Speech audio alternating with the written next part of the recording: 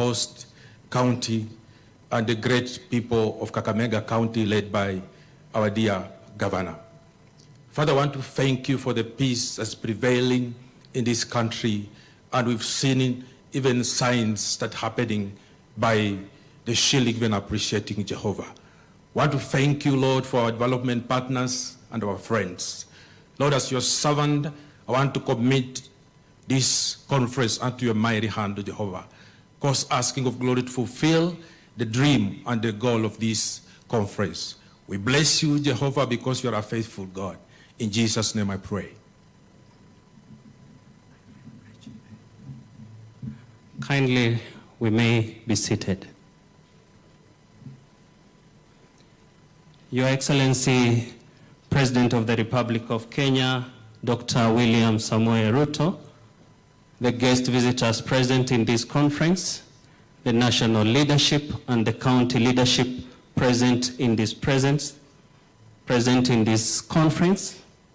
With your permission, Your Excellency, sir, allow me to welcome the Board Chair, Kakamega County Investment Development Agency, Professor Nelson Wawire, to make his opening remarks. Welcome, sir.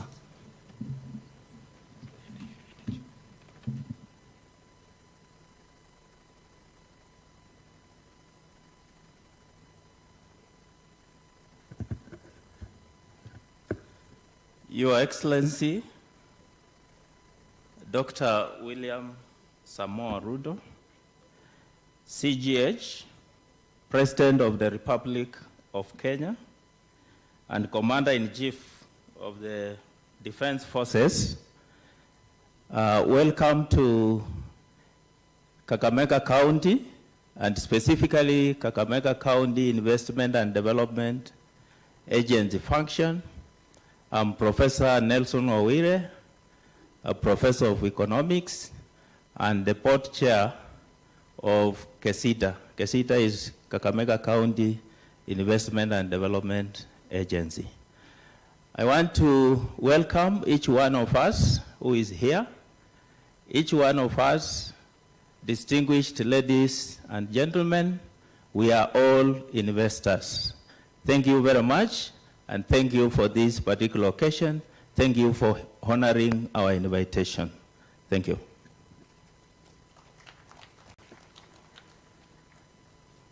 One, two. Thank you so much. With your permission, Your Excellency, allow me to welcome the Chair of MPs in Western, Honorable Bernard Shinali. Kindly welcome.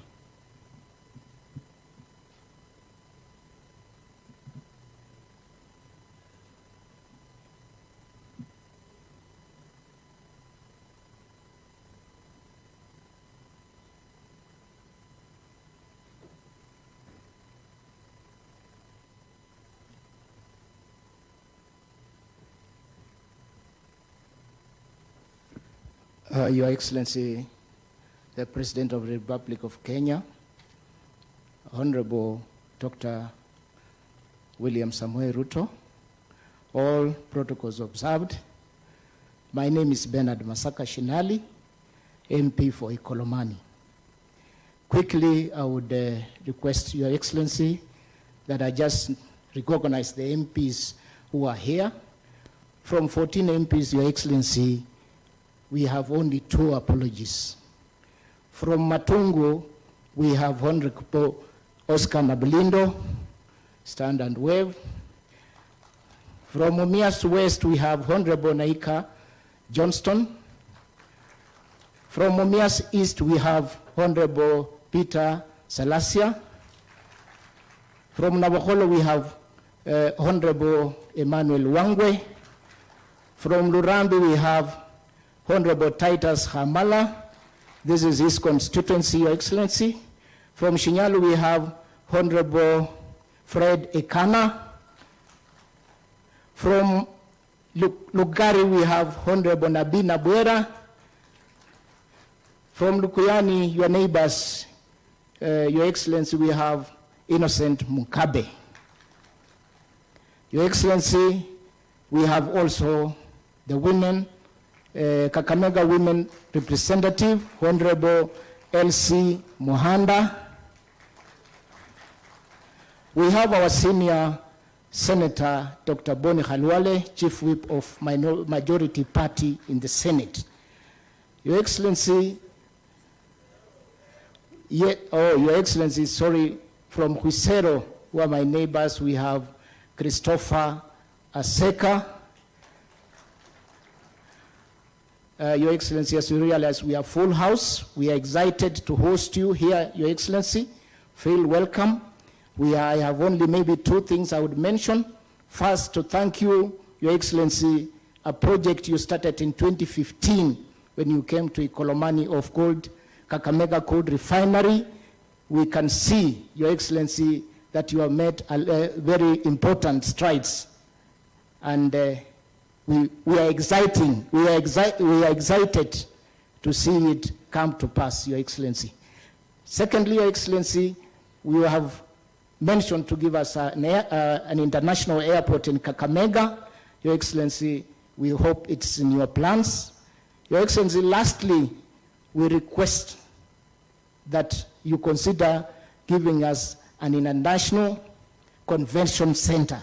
You see, we are already disturbing the university. If we had it, it would help this region, Your Excellency.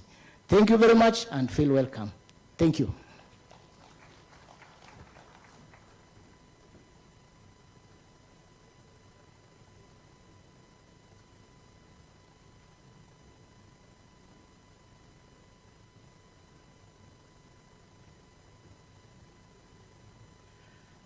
Your Excellency, I take this opportunity to invite the Governor of Kakamega County, His Excellency Fernandez Barasa, to take over from there, Your Excellency.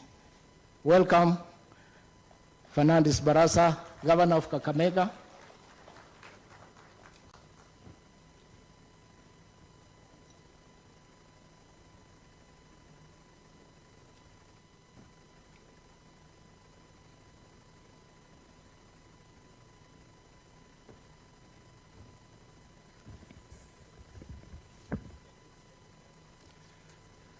Our chief guest for international conference, His Excellency the President of the Republic of Kenya, Dr. William Samoei Ruto, the Secretary General of African Free Trade Area Continental, Omkelemene, Prime Cabinet Secretary, distinguished ladies and gentlemen, good afternoon. First and foremost, I would like to recognize our partners who have made this event a success, Your Excellency. And with your permission, allow me just to give them 1 minute each, because I'll only recognize 5 partners, because they're quite a number, so that they can also give their few remarks. Then from there, I'll recognize my colleagues, governors who are here. I'll make a few remarks, and then hand over the program to the Prime Cabinet Secretary. Right now, I would like to call upon Equity Bank, who are our platinum sponsors, just to come and make remarks in 2 minutes because of time, Your Excellency, and then followed by CPF, then Nation Media Group, and then, of course, our Chamber of Commerce and Industry, and lastly, Kenya Association of Manufacturers. Karibu, our Chief Operating Officer, Equity Bank. 2 minutes. Thank you very much, Mr. Governor. Your Excellency, Dr. William Samoei Ruto, President of the Republic of Kenya and Commander-in-Chief of the Defense Forces, Prime Cabinet Secretary, Host Governor Fernandez Barasa, other governors and present, Ambassador, and other dignitaries, ladies and gentlemen. We as Equity Group are extremely proud and happy to join you today. We've had a long-lasting and mutually beneficial partnership with Kakamega County, especially in creating shared value with the people and residents of this county. This is through various initiatives, Wings to Fly, the Young Africa Works program that supports young men, young people to equip themselves with skills and to access finance to do business, financial literacy and education to women and youth, entrepreneurship training, as well as offering inclusive financial services for all through our branches, agents, and our innovative digital solutions. In this region alone, we have 30 branches, and specifically 2 within Kakamega County and counting. And we have over 400 equity agents who are bringing services to our close to 300,000 customers. Our agency model as Equity Group promotes shared prosperity with the local community by allowing them to participate in giving banking services. In discussing with the governor why we should have sponsored this, we realized that what the governor had in mind was very much aligned with our own plan. Currently at Equity Group, we have what we call the Africa Recovery and Resilience Plan, which is a private sector stimulus package to accelerate recovery and resilience in the country and the region, to build back better from the ravages of COVID-19 and the socioeconomic challenges as a result of the Russia-Ukraine war. Equity Group has seeded 700 billion to the stimulus package, which will be available to 5 million MSMEs, and I know those are close to your heart, Your Excellency, and 25 million individual borrowers for the next 5 years, whether they're in agriculture, manufacturing, trade, and investments. It is anchored particularly, the first pillar of our plan is in agriculture. It is in manufacture, it is in trade, and it is particularly for SMEs. So we are focusing so much on the SMEs. The plan envisages that 5 million MSMEs will create 25 million jobs directly and an equal number of jobs indirectly. In addition, we are willing for all the people who are coming to invest in Kakamega to give you tailor-made solutions as for enterprises and corporates to carry out your development plans, business operations, other transactions. Equity will support you with your development plan loans, trade finance solutions like letters of credit, LPO financing, back guarantees, everything we require, we have it all under one roof, including insurance products.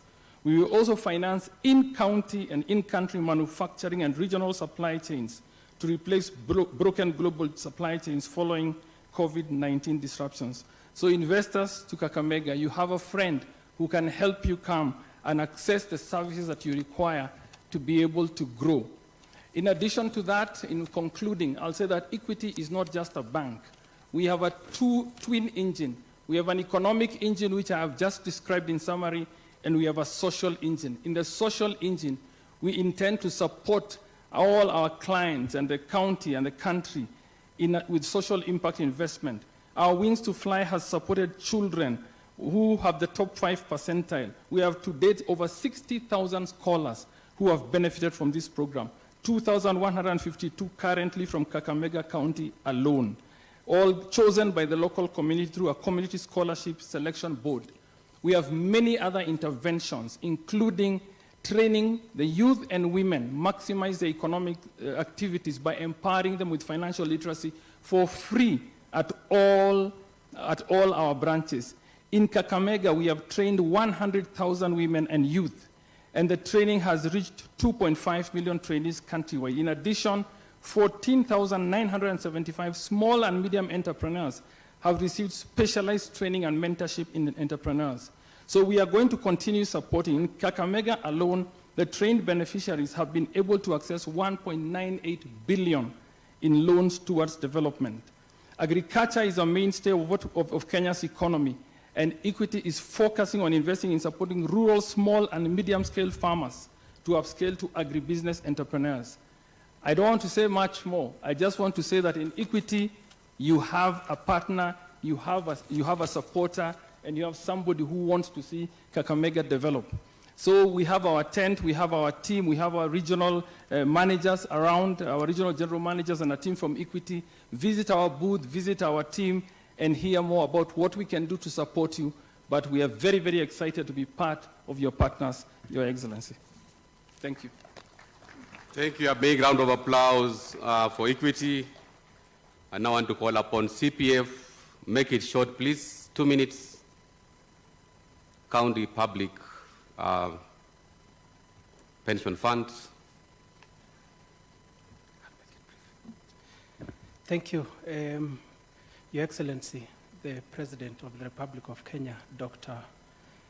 William Ruto, Your Excellencies, governors present, all the distinguished guests, allow me to stand on already established protocol because of time. So, Your Excellency, as CPF, we are one of the biggest partners in counties. Our principal responsibility is basically to lift off the responsibility of managing pension funds for the employees of counties. So what we've done, Your Excellency, as one of the largest schemes in this country, is that we have changed our investment model in such a way that we're able to impact on the society that we live in. We believe in ESG in terms of our investment framework. So what is very critical for us, Your Excellency, is to create investment opportunities within counties whereby we're able to create employment for our people. We are currently administering funds of over 200 billion shillings, which then gives us a platform to be the catalyst of many other global investors who will want to invest in this country. Because when they come to Kenya, they'll want local participation in most of the big investment opportunities. That's where we come in, Your Excellency. And other than that, we are big participants of your affordable housing program. So we are doing that to augment, Your Excellency, what you're already doing for our people, giving our people decent homes to live in. So we are augmenting your efforts by also participating in that particular space. Lastly, Your Excellency, as I sit down, I'll want to just assure your government of our noble duties as CPF. We have been given huge responsibility of administering one of your biggest schemes for your public servants called Public Service Superannuation Fund, which is now over 100 billion shillings in size. So we want to assure you, Your Excellency, as we discharge our duties, we'll discharge it with excellence so that it can create impact to your government. And thank you very much, Your Excellency, for giving us again platform of huge savings in pension sector. I think we've never seen such a huge pool of savings being undertaken in independence Kenya. So we thank you very much for that, because when the schemes for government sector grows, we also grow. Thank you very much, Your Excellency. Big round of applause to CPF. Quickly, I think our KCB will be following next. Just be prepared, 2 minutes each. My brother Karibu Sana. Then we'll finalize with Nation Media Group, just because of time. This is Media Nation. Thank you very much. Your Excellency, the President of the Republic of Kenya, Dr. William Ruto, the Prime Cabinet Secretary, the Governor of Kakamega County, distinguished guests, ladies and gentlemen, good morning. Your Excellency, you will notice that your policies don't just touch on economics, but they've reached to our bedroom, and that's why I'm here today dressed like this. My name is Kenneth Oyola, and I serve as a Nation Media Group as a Chief Commercial Officer. And because we're here to talk about business and investment, the CEO saw it fit to have me represent NMG. Kakamega County stands as a beacon of opportunity, blessed with abundant resources, a vibrant culture, and a dynamic workforce. Today, we come together to really explore the avenues to harness these resources effectively, to stimulate investment, to foster innovation, and also to propel sustainable development. This conference for us serves as a platform for dialogue, collaboration, and action, and it is also then a testament to our commitment to embracing the opportunities of globalization while preserving the unique identity and aspirations of our counties, and together we know that the power to transform and challenges and opportunities and aspirations into achievement. As a leading independent media company, Nation Media Group is committed to informing, educating, and empowering the communities. And we started with this journey before with you, Governor, and we're here and we will continue after this. We hope that our extensive reach, diverse platform, and unwavering commitment to journalistic excellence as we play a pivotal role in shaping the public discourse that we will do today, fostering accountability and driving socio-economic development. Finally, we really hope that we would be here to really amplify the key messages, to promote the exchange of ideas through our comprehensive coverage, both online and offline, with almost 6 million people coming to our platforms every day. We really hope that we'll provide a platform for stakeholders to connect, collaborate, and catalyze positive change. We're really glad to be the media partner for Kakamega International Investment Conference, and we look forward to carrying on these conversations from when we begin up until when we finish. Thank you very much, and I wish you all a good conference. Very well. Big round of applause to Nation Media. So KCB will close the chapter for partners. Karibu sana, MD KCB.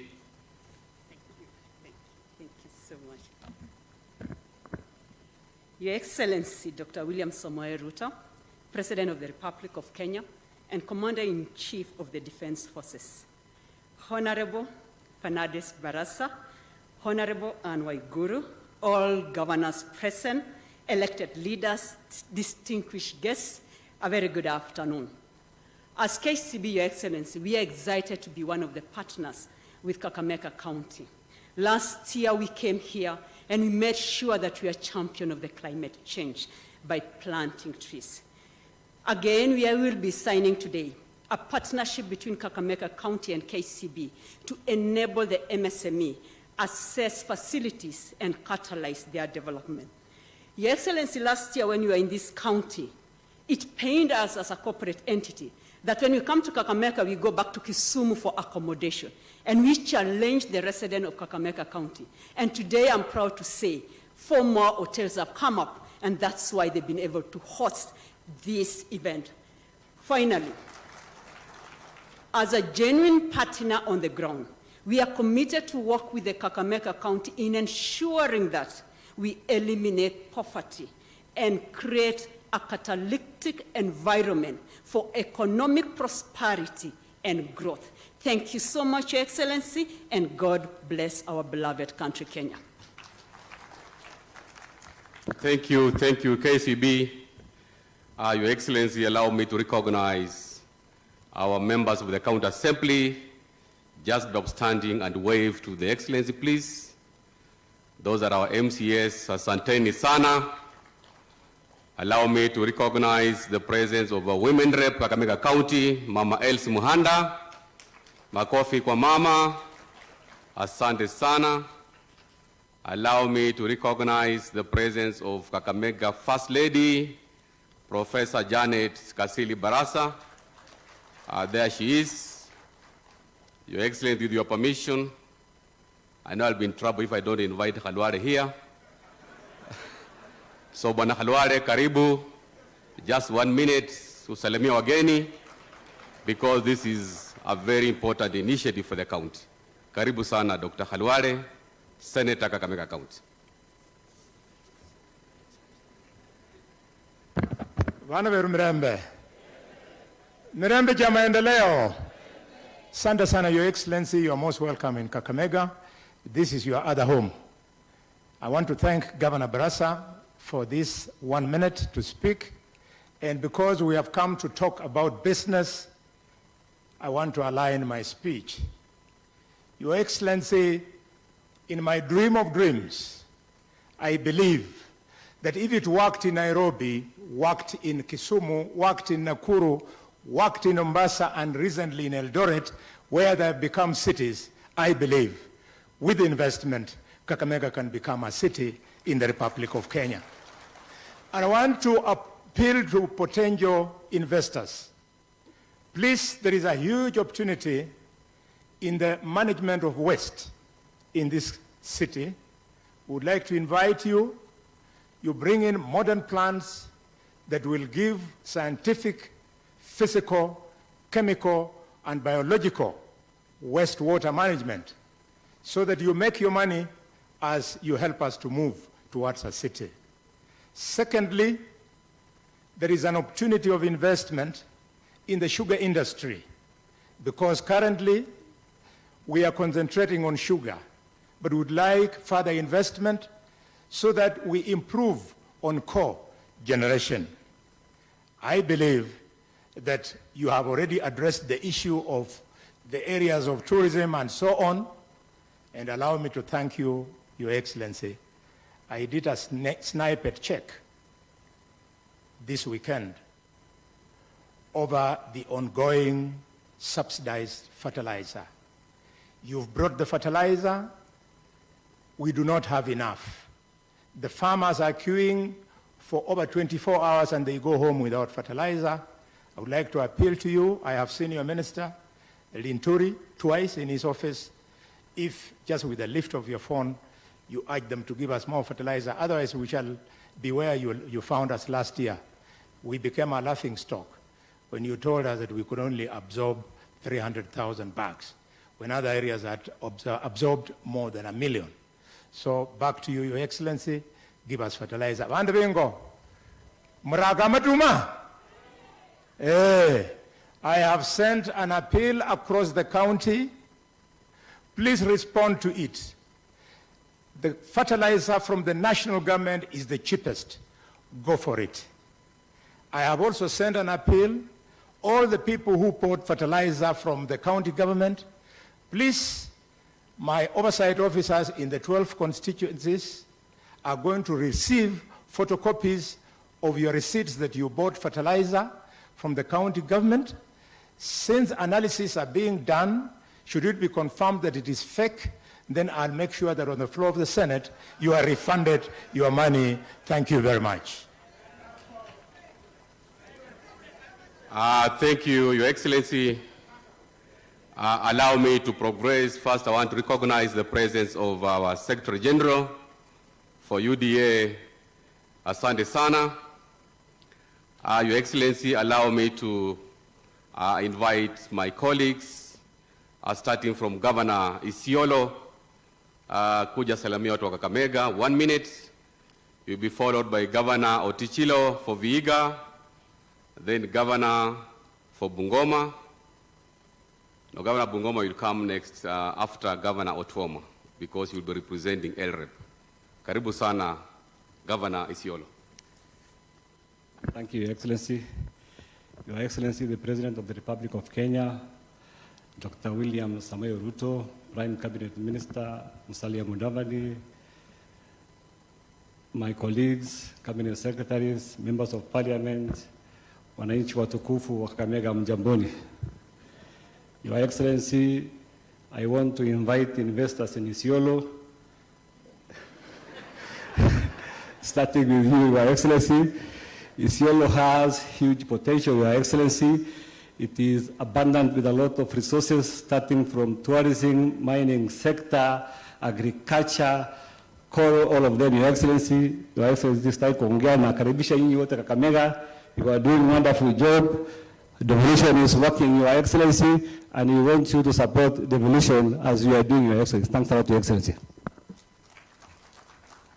Sunday, Governor Isiolo. Next is Governor Otichilo of Vihiga. Makofi kwake as he steps forward.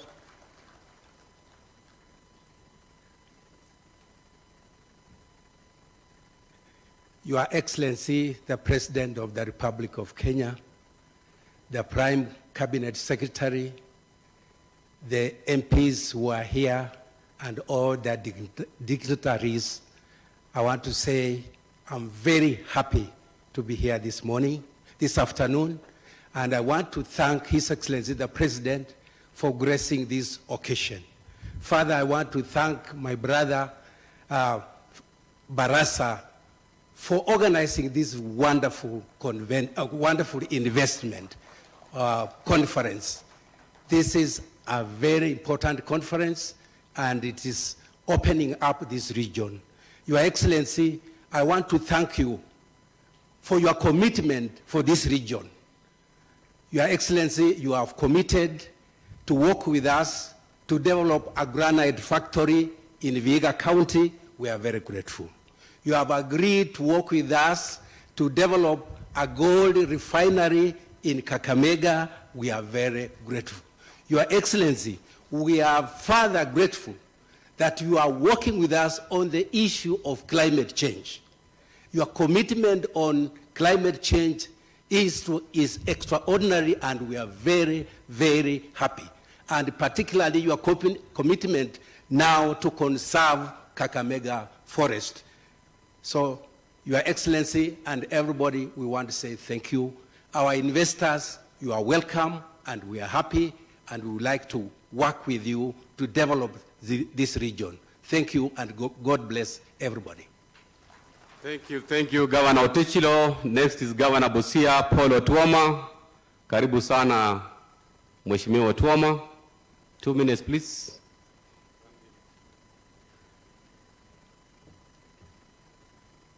Thank you, my brother, Your Excellency, our President, Prime Cabinet Secretary, all protocols observed. Allow me also to join the rest of all of us to thank Kakamega for taking this initiative to bring in investors, to look at what we can do to partner together.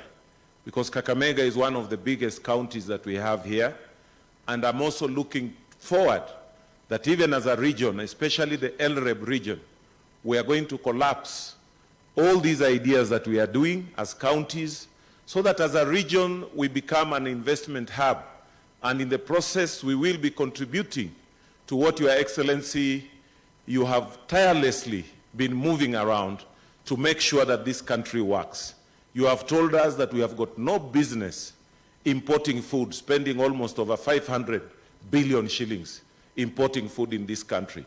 Your Excellency, you have told us that there is opportunity for every child born in this country if we do the right investments so that we are able to promote our children, to get jobs, to get good nutrition, and this is the kind of partnership we have committed ourselves as governors, and even we as governors, as friends here in this western region. We have said we will work with you. Omundu humundu.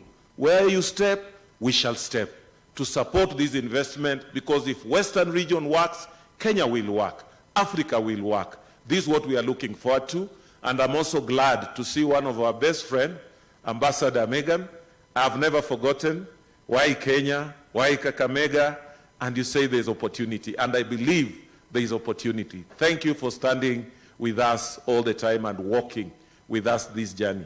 Asanteni sana, and welcome once more. Your Excellency, I'm looking forward to seeing you in Busia in a fortnight to unlock some of these programs that we are talking about here, to make sure that there is investment in textile industry, and it is our commitment that we are going to be the biggest region in cotton growing and textile industry.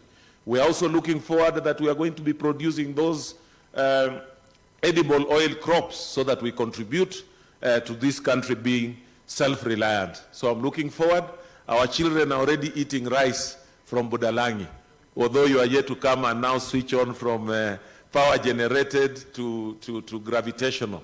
That's what we are looking forward, but the children of Busia are already having that rice. I look forward that that will be part of the investments that we'll also be doing, partnering with you, to feed rice to the whole of this region, coming from Budalangi, grown by the people of Budalangi. Asante sana, God bless all of you. Thank you, Governor Otuoma.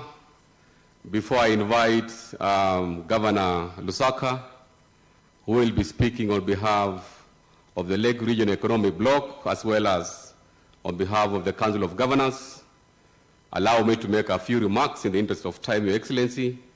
First, I want to welcome you officially to Kakamega, all the guests, to this inaugural Kakamega International Investment Conference, whose theme is opening up counties as the new frontiers of investment and development. When you look at that theme, Your Excellency, it goes in line with your bottom-up economic transformation agenda, because we believe that production at the grassroots is what is important for us to achieve our economic potential. Kakamega's huge economic potential, which has been untapped, and that is why this is the time that you want to showcase what Kakamega has in terms of agriculture value chains, in terms of dairy value chains, poultry value chains. We have opportunities in health. We are looking forward to seeing our level 6 hospital being completed, equipped, and operationalized. So that is an opportunity to our investors. We are looking at establishing Kakamega Cancer Center. At the moment, we are only doing 500. Cancer being one of the chronic illness diseases, we need to have a facility in the region. Your Excellency, on matters environment, we are very particular about conserving our Kakamega forest, which is the only existing tropical rainforest in East Africa. We have to protect our water catchment areas. We have opportunities for research. For our researchers in the House, you have opportunity to go to Kakamega Forest so that you can unlock the potential which has not been exploited. Finally, Your Excellency, on matters natural resources, we have gold deposits worth 500 billion Kenya shillings here in Kakamega. And when I talk about that, I can see most investors smiling. That is an opportunity that we can partner with you so that we can unlock the potential which has not been exploited. On the area of social development, I'm happy that KCB is already supporting us on the housing project. MMUST has 21,000 students. We need hostels. Our Galagala National Polytechnic has 14,000 students. We need hostels. Your Excellency, I want to invite our investors to complement the affordable program of housing for the national government so that Kakamega, having a population of 2.5 million people, already we have a ready market to exploit so that we can showcase. And finally, on the area of agriculture as well, through our county aggregation and industrial parks, I'm very happy that we have youth who are now enthusiastic on going organic farming, as that is the way to go. Because as a matter of climate response, we need to go organic farming as opposed to synthetic farming. In the interest of time, Your Excellency, I want to wish all the participants a fruitful 3 days investment conference. We have our investment agency which is ready to follow through all the MOUs that we are going to sign. So it's not just a talk show, but a conference that will have outputs that can be impactful to the people of Kakamega and to the country at large. With your permission, Your Excellency, allow me to invite Governor Ken Lusaka, who is standing in for the chair of LREP, Professor Anyang' Nyong, and is also standing in for the chair of Council of Governors, Governor Anne Waiguru, to make his remarks, and thereafter he will invite the U.S. Ambassador to Kenya, Her Excellency Meg Whiteman. Karibu sana, Governor Lusaka. Thank you. Thank you, our host, Your Excellency, President of the Republic of Kenya, Dr. William Samoei Ruto. Allow me to ride on established protocols in the interest of time. Like you have been told, I'm wearing different hats. So on behalf of the Lake Region Economic Bloc, I wish to extend a warm welcome to you, Your Excellency, the President of the Republic of Kenya, to this region. We have gathered here today to witness the official opening of the inaugural Kakamega International Investment Conference, and I wish to say congratulations to Governor Barasa and your team for a job well done. As a bloc, we are indeed grateful, Your Excellency, the President, that you accepted to preside over this official opening of this event, especially after having done the same in Homa Bay County barely 1 month ago. This is a clear testimony of your keenness and unwavering commitment on making sure devolution works, more so in the Lake region. Ladies and gentlemen, our journey as an economic bloc began in 2014 when governors in the Lake region held consultations on how to develop the region, which has a catchment population of over 14 million people. Your Excellency, our economic blueprint outlines the socio-economic aspirations of the region and is designed to guide our development efforts by leveraging on existing assets, addressing constraints, and defining key steps that we can take to transform the shared vision of prosperity into reality. Each county is assigned a leading pillar, and for our case today, Kakamega County leads the bloc in the finance pillar with a particular focus on how member counties can leverage economies of scale to spur financial inclusion and investment. This led to the crafting of this conference theme, opening up counties as the new frontiers for investment and development. Investment opportunities in this region are countless. We have investment potential in agriculture, especially agro-processing and value chains, tourism, blue economy, environment and climate change, infrastructure, trade, mining, health, and ICT. The success of the two investment conferences preceded you have opened in this region within a span of 2 months, and the exhibitions we have seen can only confirm our fundamental thing that devolution is working. Your Excellency, ladies and gentlemen, the Lake Region Economic Bloc has 40% of the Kenyan population and contributes to almost 50% of the Kenyan economy. The overall objective of the bloc is to leverage economies of scale and shared resources in order to grow the economy of the region and improve the livelihoods of our people. So this year, we have decided to open up the LREP counties for investments. From Homa Bay, we are today here in Kakamega. In June, Kisumu will be hosting an international economic and investment forum in collaboration with the Union of Cities and Local Governments of Africa. As LREP counties, we are committed to investment projects that add value and have impact in our individual counties as well as the entire region. Our strategic plan 2022-2027 is envisaged to make the bloc more vibrant with specific action plans to help us achieve our mission. So one of the biggest investments in the construction of the inter-county railway line to serve the 14 counties. We are in discussion with the Indian Railway Corporation to realize the project, which has also been brought to your attention, Your Excellency, and I remember you were with the chair and a few governors in India on the same. This is an important project, and we are appealing to you to help us realize this project. So in the region's effort to conserve the environment and learn more toward solar energy, we have plans to have a 28 megawatt floating solar power production project on Lake Kanyaboli in Siaya County to provide alternative and affordable energy to its residents and institutions such as hospitals. The solar energy will address power production of cheap and clean energy as it is envisaged in your development agenda. We, with commitment and support from the political arms of the county governments and goodwill from the partners, LREP will change the investment and development landscape of the region. Your Excellency, I would like to also congratulate the spouses of the LREP governors for their commitment in supplementing our work by addressing development issues coming, especially in health, cancer, early childhood education, gender-based violence, and menstrual hygiene among adolescent girls. Your Excellency, it is in our interest as leaders of this region bloc that we continue to partner with the national government to spur grassroots growth and development for our people. Your Excellency, as I conclude, I just also want to thank you and welcome you to Bungoma. We know you are coming there very soon. When we are all aligned as a region, we are going places. So with those very many remarks, may I now take this opportunity to welcome the U.S. Ambassador to Kenya, Her Excellency Meg Whitman, to come and make her remarks. Asanteni na mbarikiwe sana.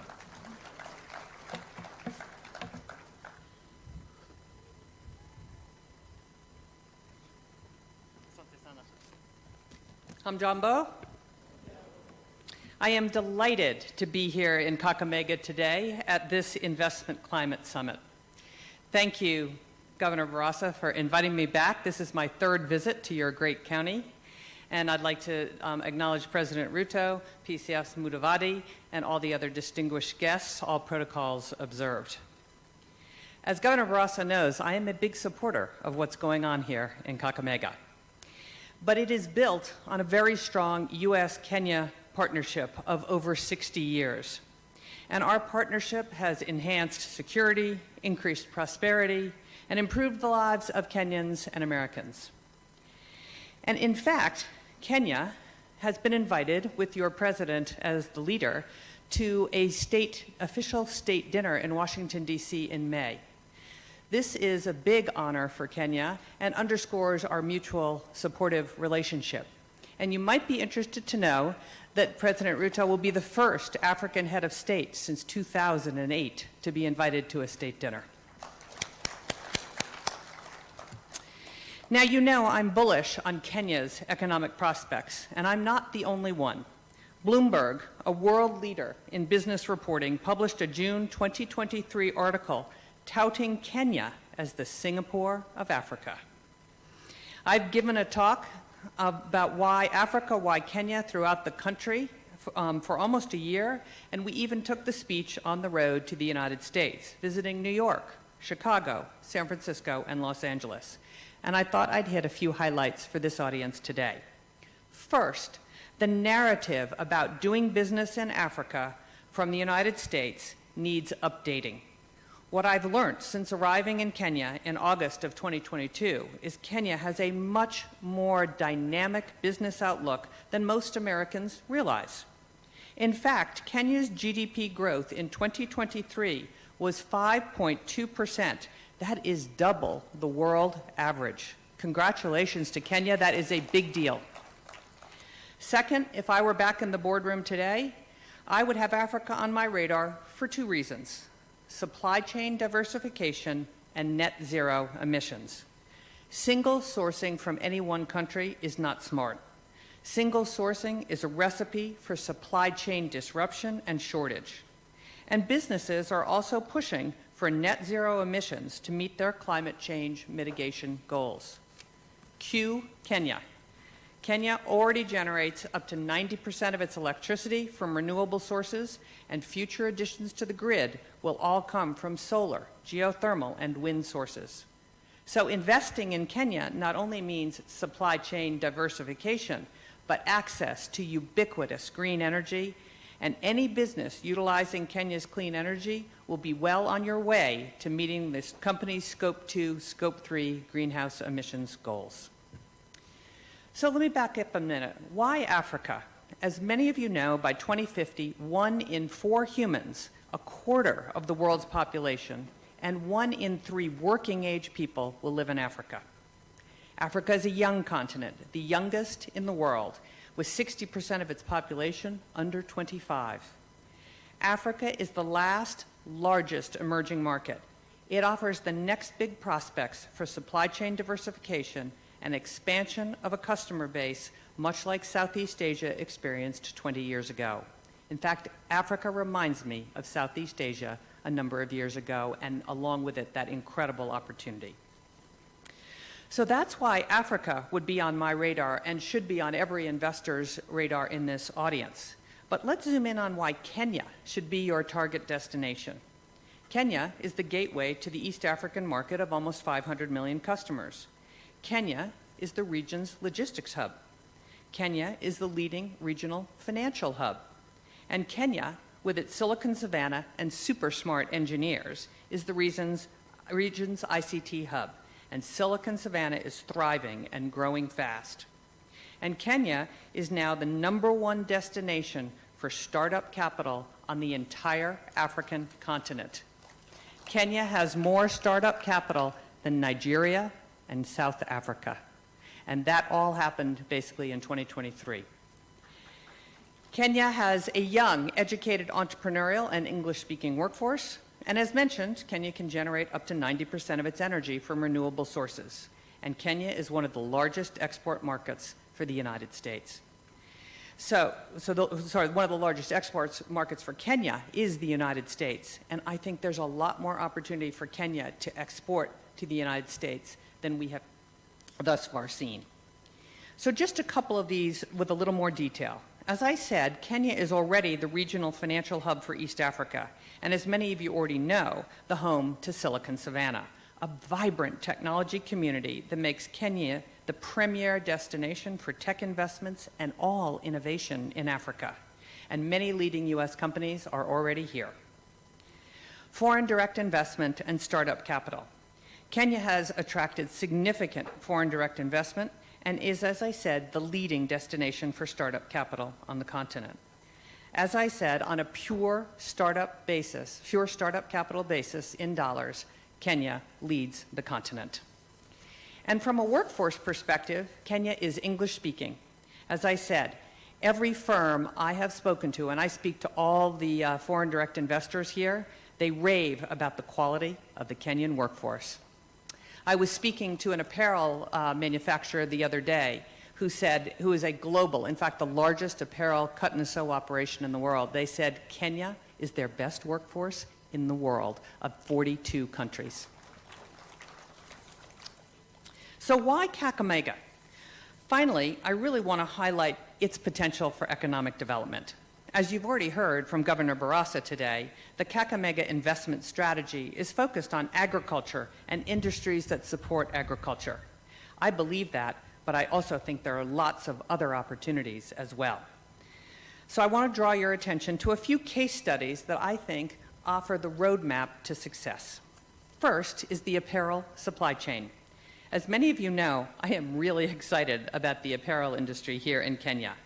This sector today already employs nearly 70,000 people in export processing zones and 200,000 Kenyans, and I think has the potential to achieve $600 million in exports by 2025. If Kenya maintains this current trajectory, the industry could add an additional 850,000 jobs and $3 billion in exports in just over the next 10 years. This is a big opportunity.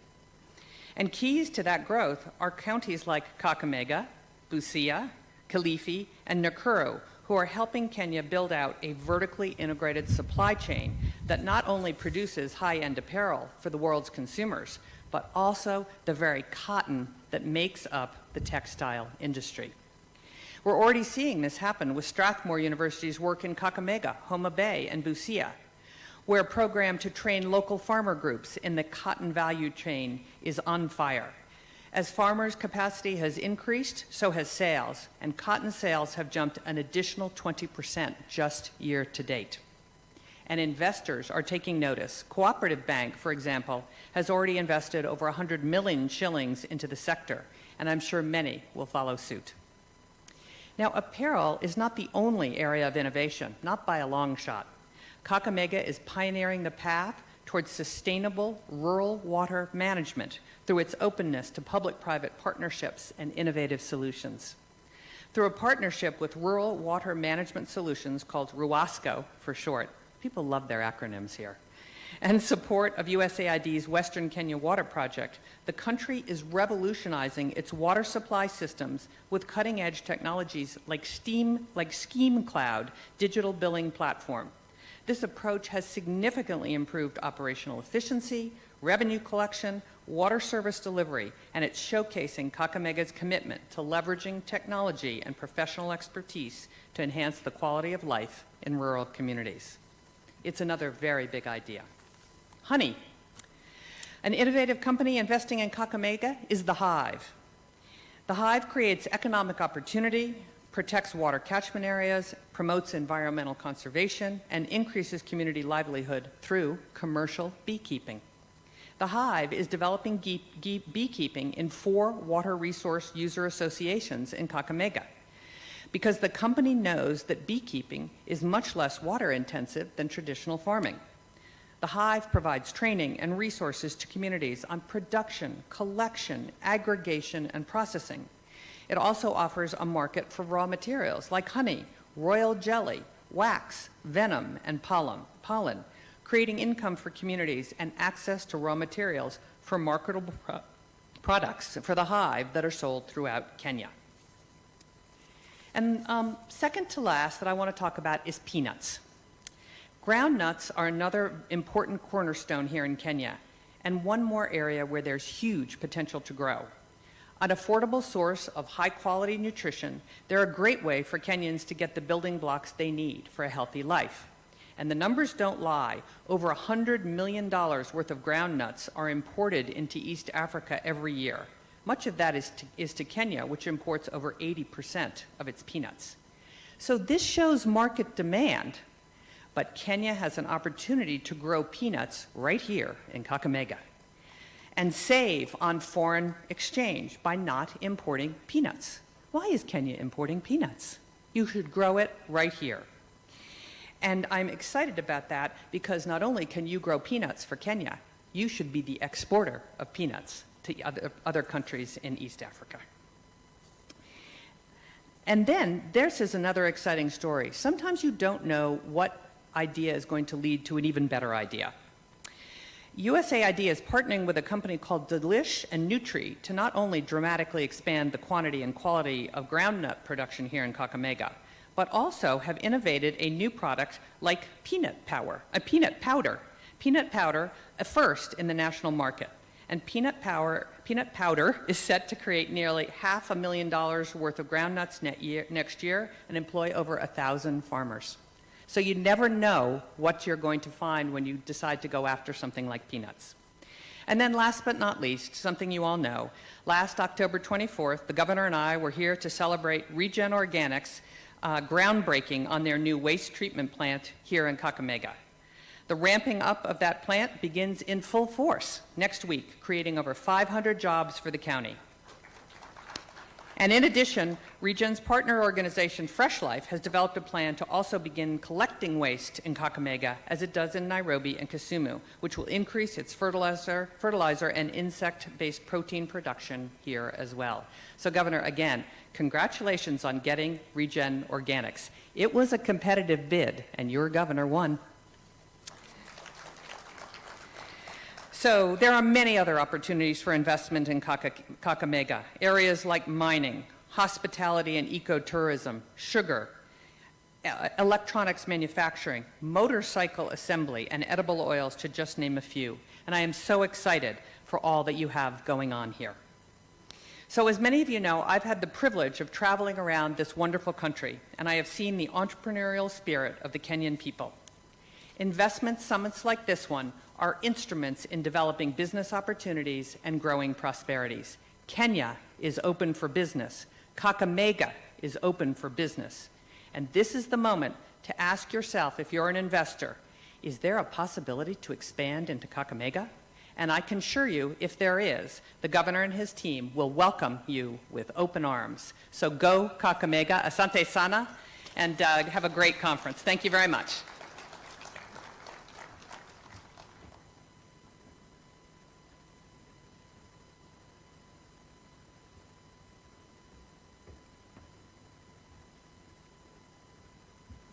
May I now welcome our CS Investment, Trade and Industry, Rebecca Miano.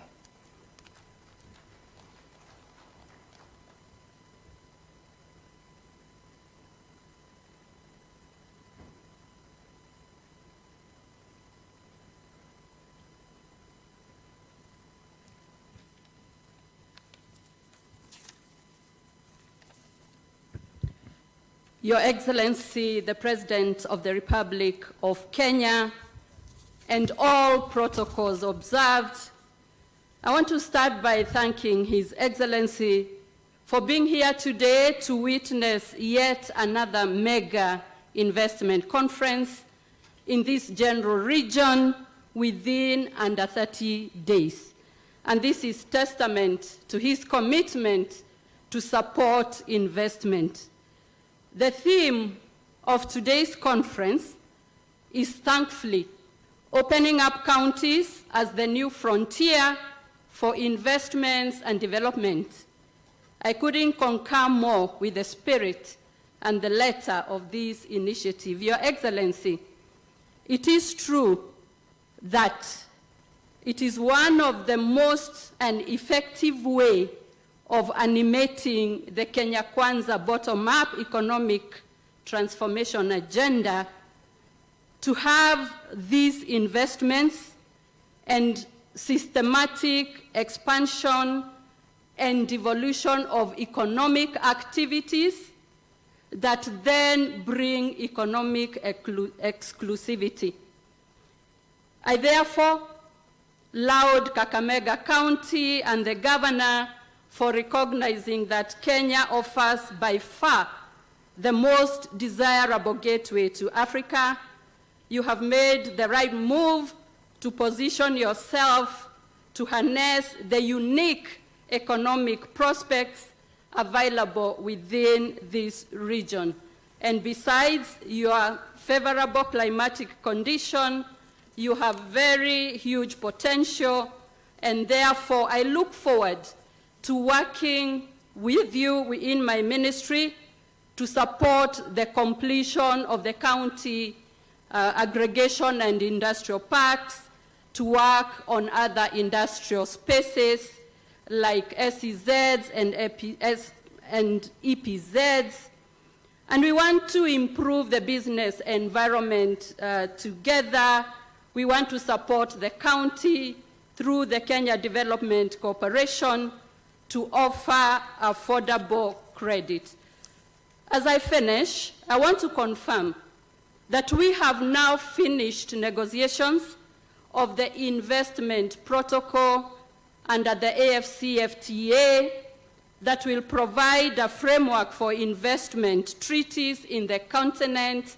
I am glad that the SG is here, who I deeply congratulate on his re-election as the SG. We want to thank you again for supporting Kakamega, and we call upon other counties to follow suit as we enhance investment in Kenya. I want to introduce my colleague who is here, the CS for Mining and Blue Economy, Salim Mvuria. We also have board chairmen of various corporates. Kenya Revenue Authority, we have Commissioner Khadija, who is in the house. The chairman of Utalii is with us. The chairman of National Housing Corporation, the chairman of Yearbook Editorial Board, and many others who can just stand for recognition together with the CEOs. And with that, I want to welcome the Prime Cabinet Secretary and the Cabinet Secretary for Foreign Affairs and Diaspora Affairs. Thank you very much.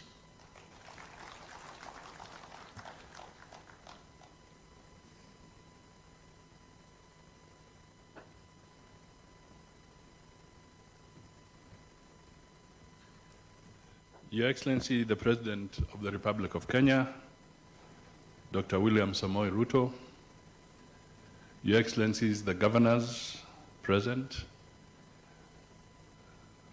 specifically the host Barasa, Your Excellency, the American Ambassador, Meg Whitman, leadership of Kakamega, members of Parliament, MCAs, partners, friends, and potential investors in Kakamega. Good afternoon. I also wish to note that we have the Secretary General Omakele Mene, who will be coming in as soon as I've made some brief remarks. Your Excellency, I just want to go a little bit maybe philosophical or bring out some issues metaphorically. The symbol you see behind us is the crying stone. It is a symbol of this region, the symbol of Kakamega.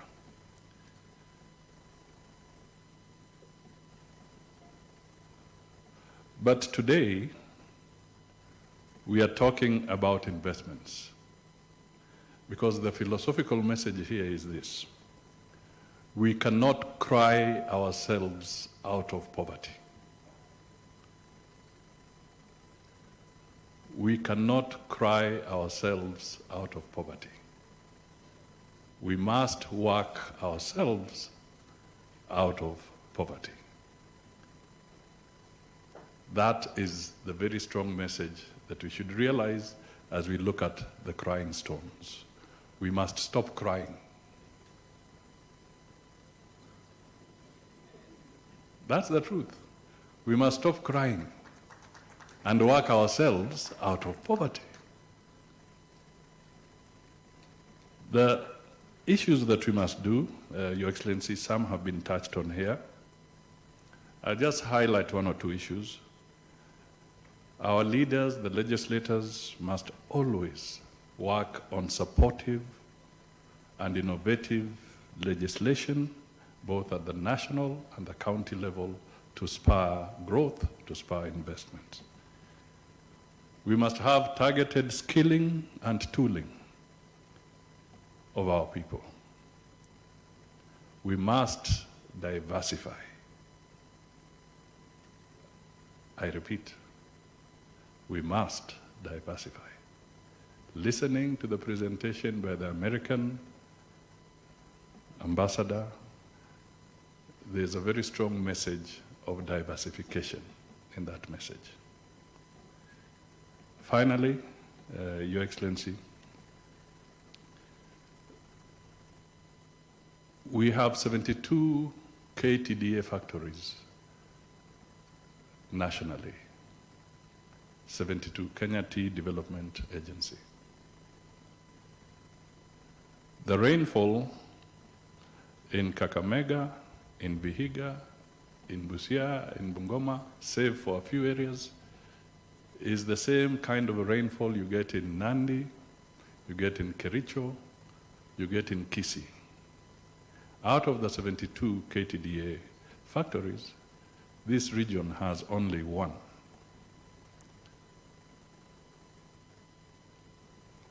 What can we do? Why should we have the same rain, basically the same density of population, same land mass, but they have 8 factories in Kisii, they have about 7 factories in Nandi, there are so many in Kericho. Is the rainfall different in those areas from ours? And then finally, before I invite our guest, Omkele Mene, we are just a few kilometers away from the border of Uganda. Africa Continental Free Trade is poised to break the barriers of intercontinental trade. Maybe as you speak, you can shed some light on what you believe we can do as a region, as Kenya, to make sure that the issues around intercontinental trade can be hastened and made much easier for the African continent at large. Ladies and gentlemen, those were my few remarks. So let us stop crying, because crying will not work us out of poverty. We must work and sweat to get out of poverty. Mr. Omkele Nene, karibu.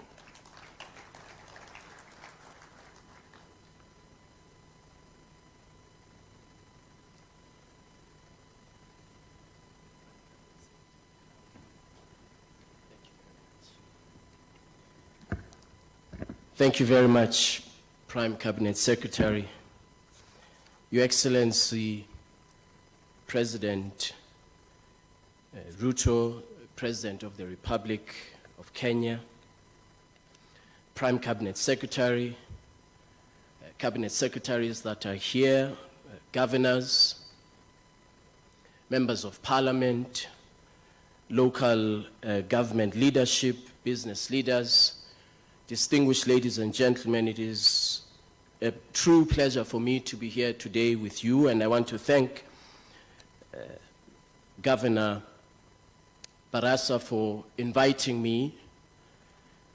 I was very determined to come here. Yesterday, when I was boarding my flight, they told me that I need a visa. And I said, you surely do not know that after President Ruto was elected, Kenya was the first country to announce that all Africans can arrive in Kenya visa-free. And so I am a beneficiary, Your Excellency President, of the dispensation that you introduced, which I believe will contribute to boosting intra-Africa trade. Governor, may I congratulate you for convening us here today, the investors, the policymakers, and of course, the business community, small, medium enterprises, who are here in their large numbers to explore trade and investment opportunities. Indeed, as Prime Cabinet Secretary said, we must not cry ourselves out of poverty. May I add that we must trade ourselves out of poverty. And that is what the African Continental Free Trade Area is about. I stand here before you freshly re-elected to the position of Secretary General, and I want to thank His Excellency President Ruto, Cabinet Secretary Miano, and the government and the people of Kenya for supporting my re-election to this position. Last week on Friday, we had a detailed discussion with Afreximbank about the efforts that we can undertake at sub-national level to make sure that all of the aspirations that we've heard this morning, not only from the leaders who spoke, but also from the business community that spoke, that those aspirations become a reality through trade finance. All of the tools that enable trade in Africa are at local level or regional level or county level. The special economic zones that power industrialization in Africa are at county level. The agro-processing manufacturing capacity that takes place and powers industrialization, job creation, and innovation in Africa is at county level or regional level. And therefore, it is incumbent upon us to ensure that we provide the necessary tools to enable our subnationals to be globally competitive and, of course, to be competitive in Africa. The African Continental Free Trade Area presents an opportunity, a market of 3.4 trillion United States dollars, combined GDP and consumer spending, business spending and consumer spending rather, which is projected by the year 2035 to be a combined GDP of 16.2 trillion United States dollars, positioning the African continent to be at that time the 8th largest economy in the world by the year 2035. But of course, our continent cannot eat potential. We cannot be a continent of potential forever. We have to realize and see this potential become a reality. As far back as May 1963, our founding mothers and fathers, when they convened in the great city of Addis Ababa to establish the Organization of African Unity, not only was their objective to push back colonialists, to free the continent of Africa, but it was also to integrate Africa's economy, to create a single market, to create jobs for young Africans, to create competitiveness, and to position our continent as one of the leading investment destinations in the world. That was over 60 years ago when that vision was set out. I'm very happy today that under the wisdom of our leaders, the Assembly of Heads of States and Government of the African Union, today we have taken concrete steps towards making that particular vision a reality. The AfCFTA has been ratified as we speak by 47 countries on the African continent. It is rapidly transitioning, as Cabinet Secretary Miano was saying, from negotiations to implementation. And with the vision and leadership of our heads of states, we are determined that over the next 4 years, we will accelerate implementation, particularly in the sectors that have been mentioned today. We have identified agriculture and agro-processing, transport and logistics, pharmaceuticals, as well as the automotive sector as key drivers of Africa's economy. And we have partnered and are collaborating with the World Economic Forum in identification of investment opportunities across these sectors. And according to our studies, these 4 sectors constitute up to $130 billion market for investment in Africa. The private sector is critical for us to realize the objectives that all of us want to see of a more competitive Africa that trades with herself. We must, as Prime Cabinet Secretary has said, we must stop crying and do more. We must trade more. I want to mention an example of what is achievable. In the area of agriculture, the African continent is a net food importer. We import over $50 billion annually worth of food from across the world. Rice, barley, wheat, grains, and yet all of these products exist here on our continent. And I will give you an example. Ukraine-Russia context causes inflationary pressures on the African continent, pushing millions and millions of Africans back into poverty because of the price of food. And yet the African continent does have the grains that are required for us as Africans to feed ourselves and to ensure food security in Africa. So as a matter of an example, we're working with the government of Zimbabwe, which has over 100,000 metric tons of grains in excess per year, post-harvest wastage that could be an exportable commodity to not only the region of SADC, but to the rest of the continent. This is an example of the critical tool that the AFCFTA brings to us to enable us as Africans to have the self-sufficiency that we require. And so in a few years' time, with implementation of the AFCFTA in the area of agriculture, we expect and envisage that Africa must be exporting food to other parts of the world after having fed herself and after having ensured food security in Africa. So the trade rules that the ministers of trade are considering will liberalize intra-Africa trade in food, particularly in basic agricultural commodities products, to ensure that Africa is able to feed herself and to have the food security that is required. Here in Kenya, in October 2022, I was fortunate enough to be part of the team that accompanied the President, His Excellency the President, when we flagged off a container or containers of tea value-added production that was being exported under the AFCFTA to other parts of the African continent.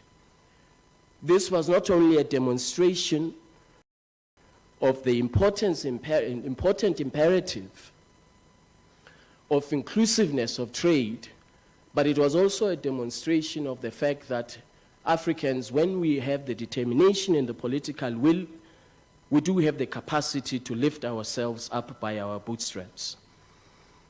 It was a very important occasion because what it demonstrated, and I kept saying this throughout the world, is that a trade agreement, which is the AFCFTA, has clearly demonstrated that there is inclusivity of benefits in trade.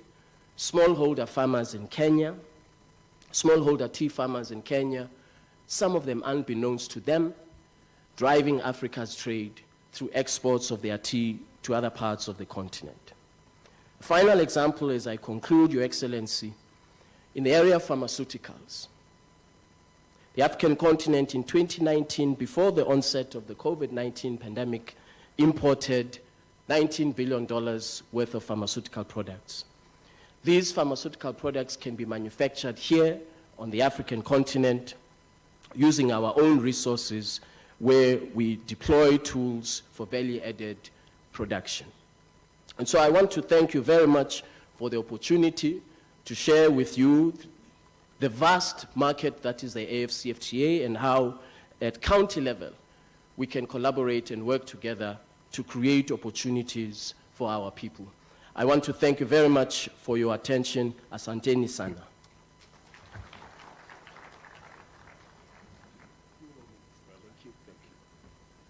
Thank you, Mukele Mene. Your Excellency, distinguished participants, and the host, Governor, let me also thank you so much for putting this investment conference together. When Ambassador Meg Whitman was talking, one of the things that she brought out was the need to have a very robust engagement globally and internationally. Some people have been asking, why does the President of Kenya make trips outside? But unless you are not listening, you can now see that the trips that the President has been making are targeted to win markets, to draw capital, to woo investors. so that they can come to Kenya. They can come to Kakamega, they can come to Busia, they can come to Vihiga and all other places. And it is a question of building the blocks systematically. And in that regard, it is now my honor to ask you to all be upstanding so that we can invite His Excellency the President, Dr. William Samoei Ruto, to address the gathering. Chapa makofi kidogo. Asante sana. Your Excellency, you're most welcome to address us. Thank you very much, PCS. Asante sana, Mheshimiwa Musalia. Tafadhali tunaweza keti.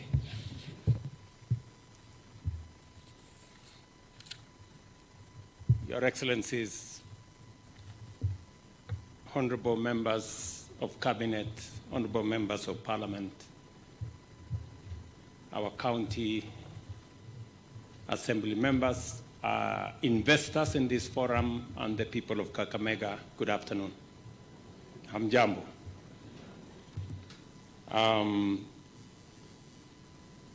First, let me take this opportunity to congratulate my brother Fernandez Baraza, the governor of Kakamega, for putting together this inaugural, first ever investment summit in Kakamega, or investment conference. We've been 12 years into devolution, but this is the first ever investment conference for the county and people of Kakamega to showcase the investment opportunities available in Kakamega, to engage with investors in Kakamega, and to give the people of Kakamega and the county of Kakamega a chance for them to engage with potential investors and business people. I want to say to the county government and to you, Governor, congratulations. Let me also congratulate members of Parliament and members of the County Assembly for displaying the highest ever discipline that I have seen in Kakamega. Normally when we come here, there is a lot of drama. But I'm very happy that today we all recognize the occasion, that it is not an occasion for politics. This is an occasion for us to put our best foot forward as the people of Kakamega and showcase what Kakamega is made of and what Kakamega and its opportunities portend for those who want to engage with this county. So to all the members of Parliament and all the members of the County Assembly, pongezi. That is the kind of maturity that will give Kakamega that much needed investment. And it will give us an opportunity to engage with our potential investors so that as we market Kenya globally, we are marketing Kakamega nationally, regionally, and globally as well. And therefore, this is a very important occasion for the people of Kenya, and in particular, those who live and work in this great county of Kakamega. At this inaugural Kakamega International Investment Conference, we bear witness as this county celebrates its achievements and progress in implementing and pursuing development, while at the same time showcasing the many attractive opportunities that exist for local, regional, and international investors.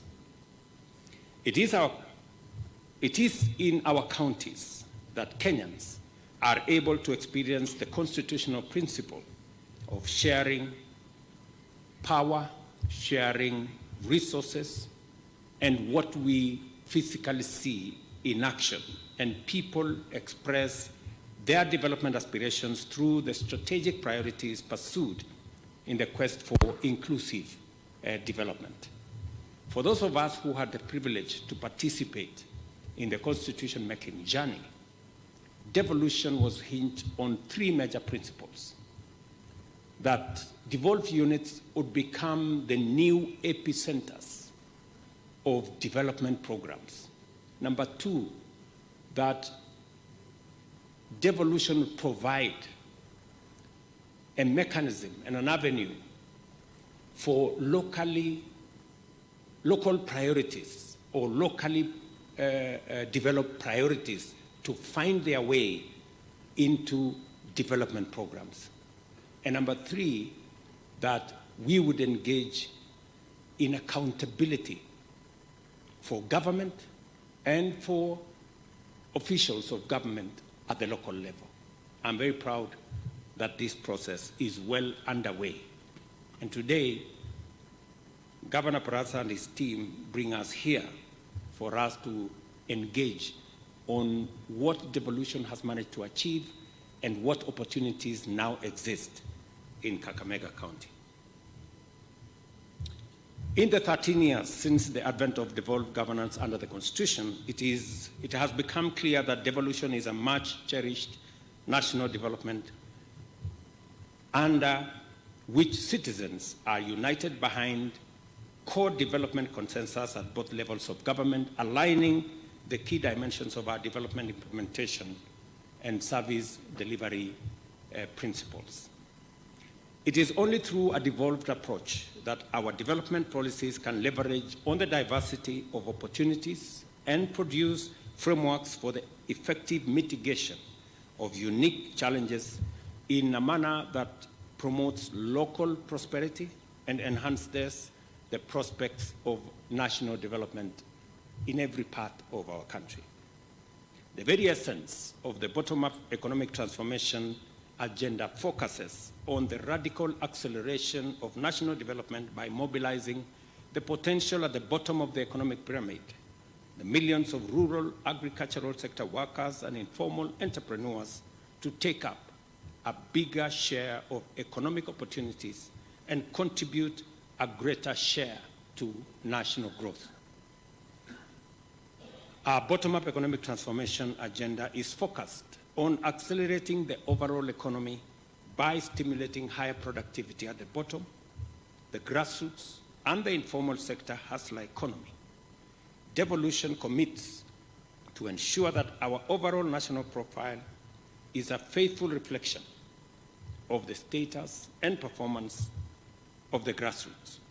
In any event, counties have become the proper focal point of development strategies and investment mobilization. The theme of this conference, opening up counties for investment and development, thus speaks directly to the heart and the implicit strategic agenda that we've come here to accomplish, unifying our national and county governments in the pursuit of higher productivity, greater development, and faster growth. This unity at the level of both policy and implementation strategy can be further reflected by the fact that the key investment focus areas of this conference, agri-development, value addition, and healthcare, are also strategic pillars of my government's bottom-up economic transformation agenda. I am encouraged that the leadership of Kakamega is committed to mobilizing local and foreign investment to unlock the opportunities of these sectors, as well as in social development, natural resource development, environment and climate change, so as to generate employment, reduce poverty, and propel inclusive economic growth. For this reason, I commend Governor Fernandez Barasa and the county government for remaining connected to the pulse of the grassroots and effectively projecting the development aspirations of the people of Kakamega. And let me commit that as government, we are 100% behind this investment conference. And I wish to demonstrate what is it that we are going to do, because we believe as we invest in Kenya, in different parts of Kenya, we will also effectively support investment in Kakamega County. I want to demonstrate what the national government is going to do to support investments in Kakamega County. Number one, I've had a robust conversation with the leadership of Kakamega, and we have agreed on a prioritized list of development of various roads in Kakamega County. I want to commit here that, and the members of parliament are here, and I want them to take notes, that in this year's budget, because of the development of roads across Kenya, the government of Kenya will be committing 120 billion Kenya shillings for development of roads across Kenya. Amongst those roads are the priority list that I was given by the Kakamega leadership. Number two, to support the investment opportunities in Kakamega County, the government of Kenya is going to spend 2.5 billion on connecting 40,000 homes in Kakamega County this year. Again, to ensure that our electrification program is in every part of Kakamega County. We will be working with the leadership and other stakeholders to prioritize the list of the areas we will be pushing our last mile electricity connection intervention. Number three, before the end of this year, the government of Kenya will be expending a program that is going to commit us to about 10 billion shillings to build a new transmission line from Kibos, Masaka to Kakamega, complete with a station that will ensure predictable, reliable energy and electricity to Kakamega County. For those investors who are investing in this county, Government of Kenya, before the end of this year, we are in the final stages of the program of a project under the private-public partnership program to connect this county with a new transmission line so that we can stabilize power in Kakamega and give opportunity to industries, to manufacturers, to carry out their businesses without interruption. Number four, we're working as a government to enhance, as was said earlier, productivity of the agricultural sector in Kenya in general, and particularly in Kakamega. We have several interventions on areas that we consider priority in this region. The fertilizer subsidy program is on course. We've had challenges because of intermittent supply. Fertilizer we were expecting early this month will be arriving, I think by the 10th of April because of the challenges we have in the Red Sea. But we have looked for alternative sources of fertilizer. And I want to assure the farmers in Kenya that Government of Kenya will make sure the Ministry of Agriculture is working round the clock to make sure that every farmer gets the requisite fertilizer before the season is over. So every farmer, we will enhance the supply of fertilizer because we believe that will enhance our productivity across all crops that we are growing this season. And alongside that, we are also going to make sure that those who sell fake seeds or fake fertilizer face the music that they deserve. Just today, we have arrested some of the characters who want to take advantage of our fertilizer supply program. And we have already many more who are already facing court because we must eliminate corruption. We must deal with those who want to sabotage our fertilizer program firmly, effectively, and conclusively. Let me also confirm to the people of Kakamega that as part of the support of investment in this county, we are working with many stakeholders. I have committed to the people of Kakamega that we are going to reform our sugar sector. Our reform process is underway, and what we have wanted to do for the last 25 years, we must conclude this year. And our reform process has three components. Number one, we're going to have a change of management. We cannot continue doing the same thing over and over again. We will otherwise be mad people. We have to do it differently.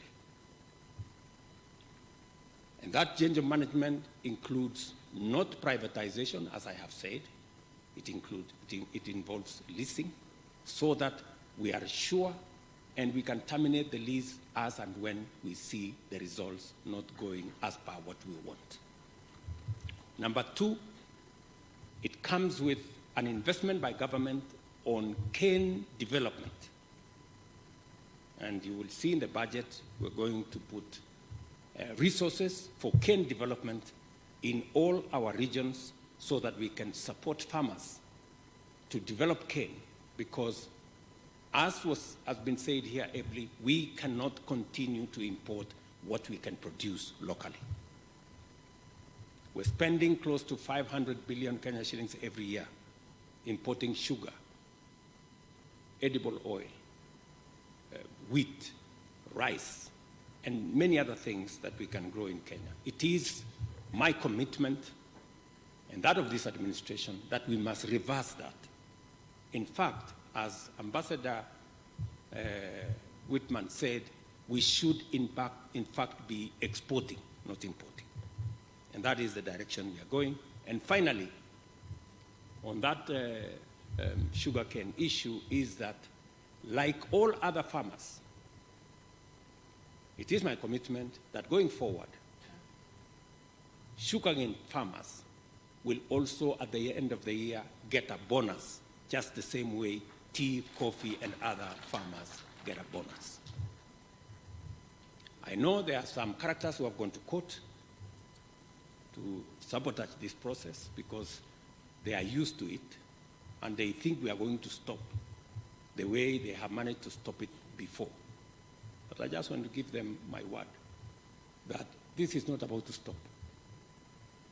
This process, we must bring it to its logical conclusion and free the people, the sugarcane farmers in Kenya, from the tyranny and the hostage of a few people who have taken this sector hostage. I committed here in Kakamega, and I intend to keep my commitment that those characters, the corrupt people, and those other ones, we have agreed on what to do with them. And you know it. Mambo ni mangapi? Mnajua, kumbe mnajua.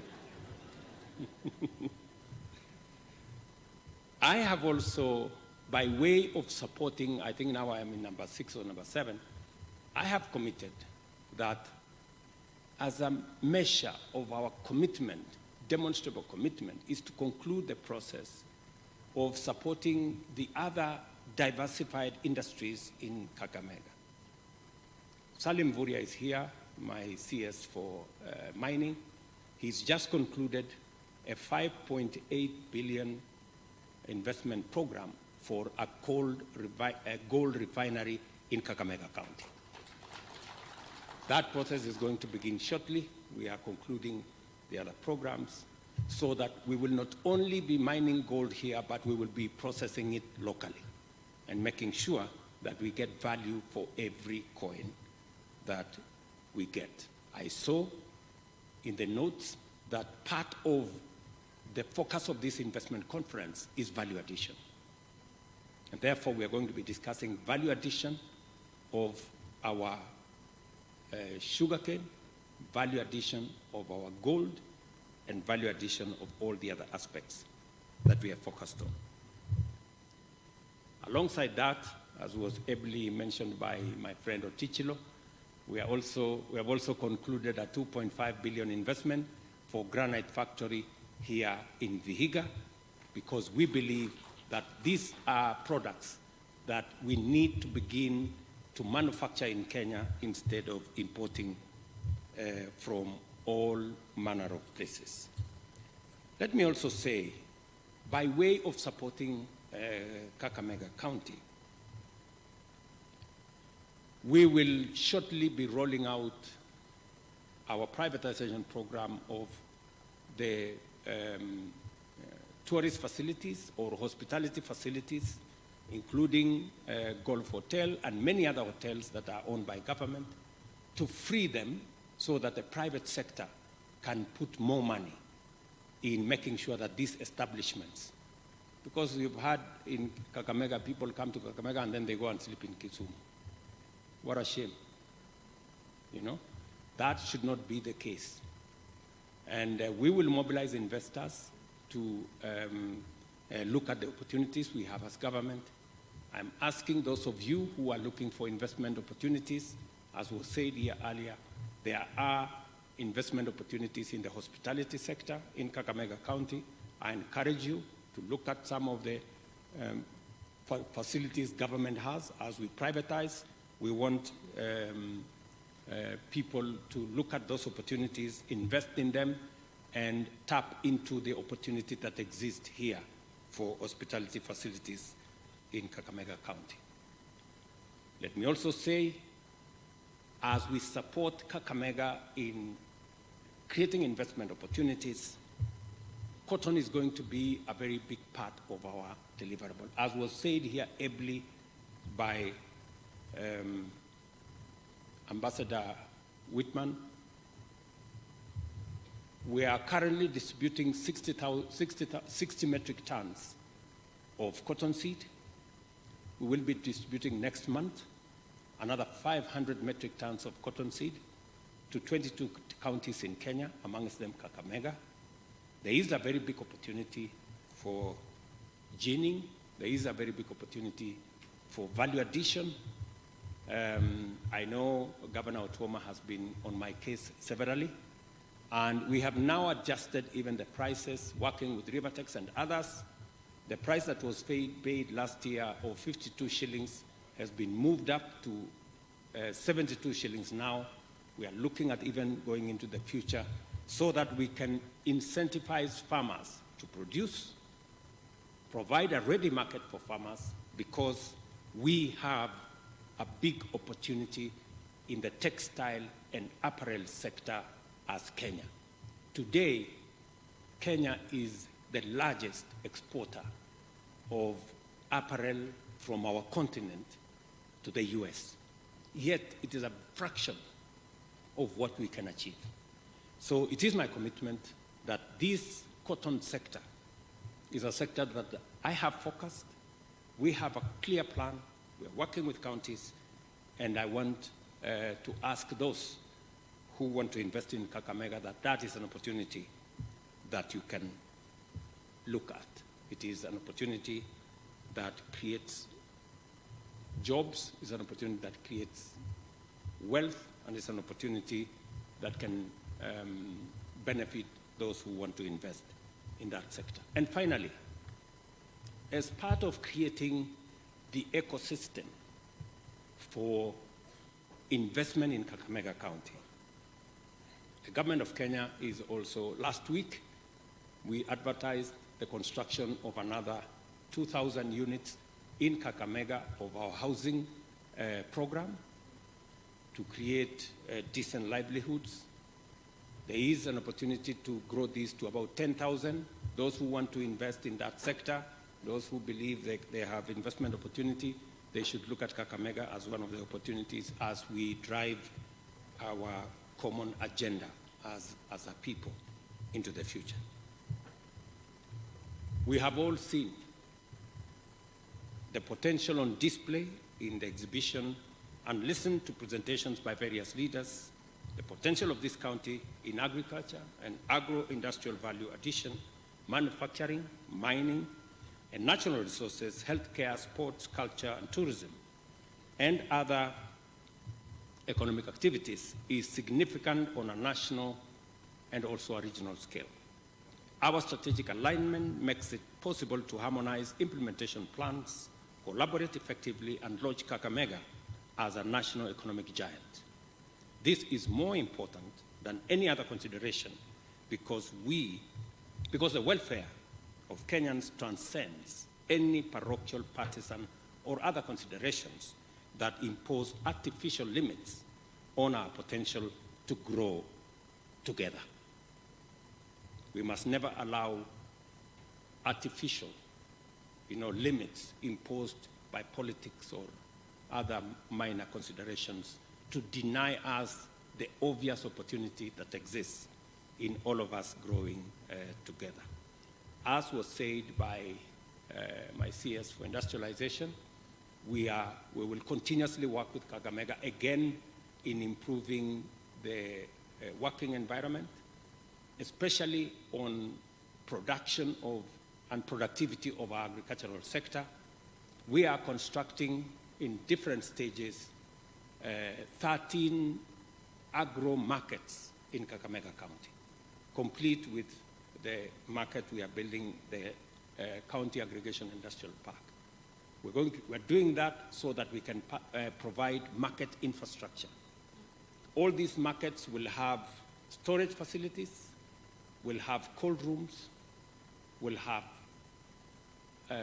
opportunities for agro-processing in all the markets we are building, because we also want to reduce on post-harvest losses that constitute a very big part of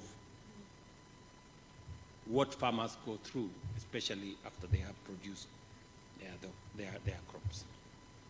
It is only entrenching a national culture of consistently promoting vigorous grassroots economic activity that Kenya's profile as a regional and continental gateway and economic hub shall be defined and affirmed. Embracing the fullest extent of devolution to unleash the possibility of bottom-up growth is a necessary first step towards establishing Kenya as a competitive investment destination, epicenter of productivity, and anchor of regional as well as Pan-African economic integration. I want to thank my brother, Wamkele, for gracing this occasion. We support your leadership of the Africa Continental Free Trade Area because in you we see clarity and we see effort and commitment to our continent. I also want to promise you that I will support you, especially on the whole space around trade, investment, business. I was privileged to be given the responsibility by our Africa Union organization to lead the program on reform of our organization. One of the big aspects of reform that I intend to focus on is in making Africa a destination for investment, for business, and take us from potential to opportunity to investment going into the future. That will be my strategic focus. All of us know, for example, we've had investment forays. All of us have gone to China at one point, we've gone to Tokyo at one point, we've gone to America at one point, we've gone to Italy and many other places. We think it's time for us to organize our own Africa Economic and Investment Summit, where instead of us going, because it is not efficient for 52 heads of state to visit one head of state. It's not efficient by any stretch of imagination. It's much more efficient by having an Africa Summit where we are all present, and then we say day one is for America, day two is for China, day three is for Italy, day four. We have 5 days, and we meet many people. We can have one in the morning, one in the afternoon. And then we will all be a lot more efficient, and everybody can have an opportunity to engage with us in a way that is efficient and that gives all of us an opportunity to move into the future. So, Wamkele, I will be looking for ideas on how we can take that future into the future. It is therefore a great privilege to be here with you today at this first of many wonderful investment conferences in Kakamega. The purpose of this event is clear, and our path into the future is clearly defined.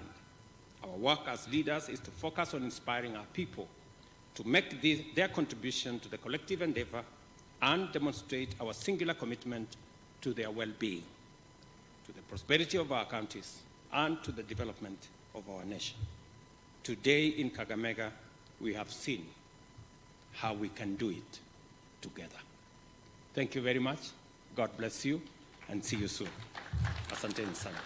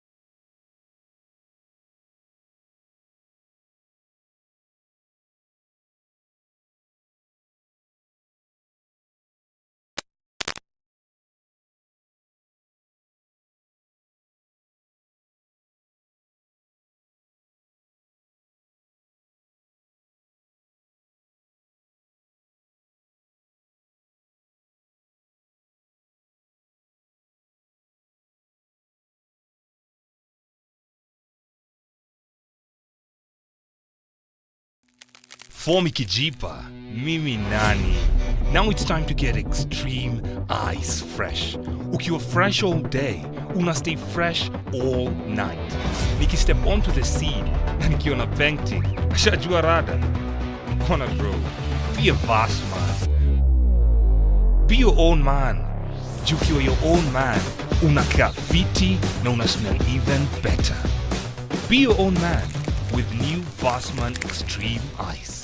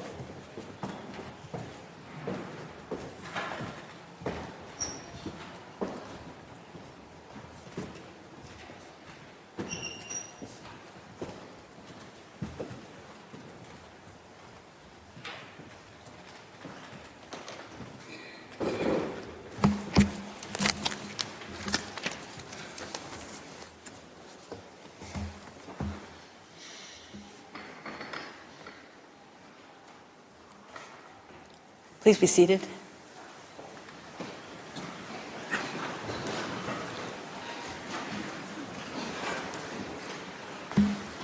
The sitting is open.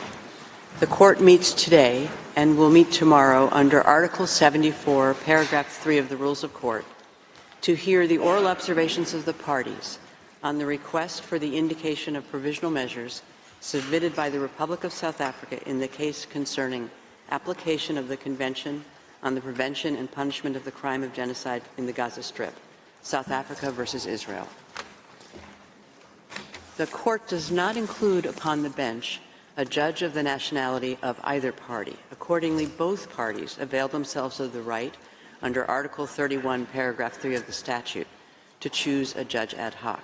South Africa has chosen Judge Dikgang Ernest Moseneke and Israel, Judge Aharon Barak. Article 20 of the statute provides that every member of the court shall, before taking up his duties, make a solemn declaration in open court that he will exercise his powers impartially and conscientiously. Pursuant to Article 31, Paragraph 6 of the statute, that same provision applies to judges ad hoc. Before inviting Judge Moseneke and Judge Barak to make their solemn declarations, I shall first, in accordance with custom, say a few words about their careers and qualifications. Judge Dikgang Ernest Moseneke, of South African nationality, has had a distinguished career as a judge, law practitioner, and academic.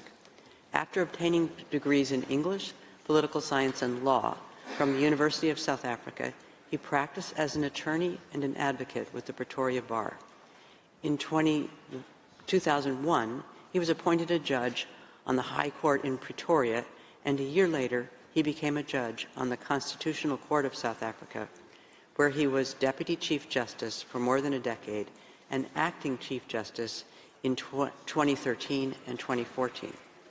Judge Moseneke is also an honorary professor in the Department of Jurisprudence at the University of Pretoria and has served as a Chancellor of the Pretoria Technikon and the University of Witwatersrand in Johannesburg.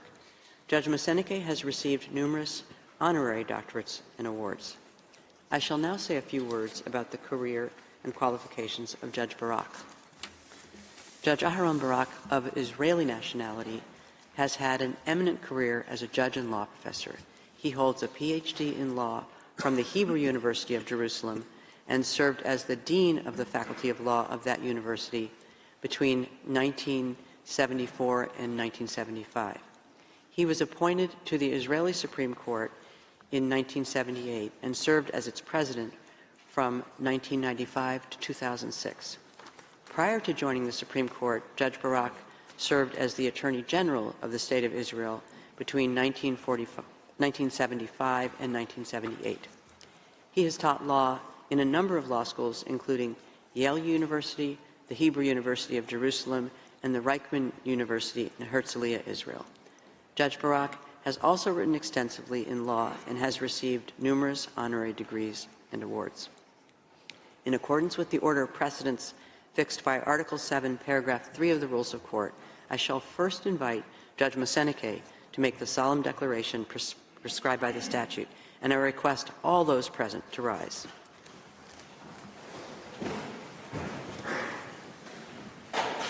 Judge Moseneke, you have the floor.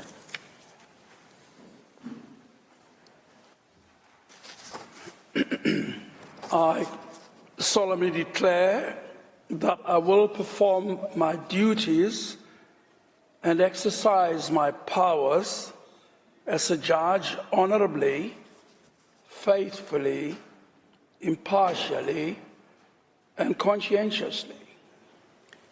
I thank Judge Moseneke, and I now invite Judge Barak to make the solemn declaration prescribed by the statute. Judge Barak, you have the floor. I solemnly declare that I will perform my duties and exercise my powers as judge honorably, faithfully, impartially, and consciously. I thank you, Judge Barak. Please be seated. I take note of the solemn declarations made by Judge Ad hoc Moseneke and Judge Ad hoc Barak, and I declare them duly installed as judges ad hoc in the case concerning application of the Convention on the Prevention and Punishment of the Crime of Genocide in the Gaza Strip, South Africa versus Israel. I shall now recall the principal steps of the procedure in the present case. On 29 December 2023, the government of South Africa filed in the registry of the court an application instituting proceedings against the State of Israel, alleging violations by the latter of its obligations under the 1948 Convention on the Prevention and Punishment of the Crime of Genocide. I shall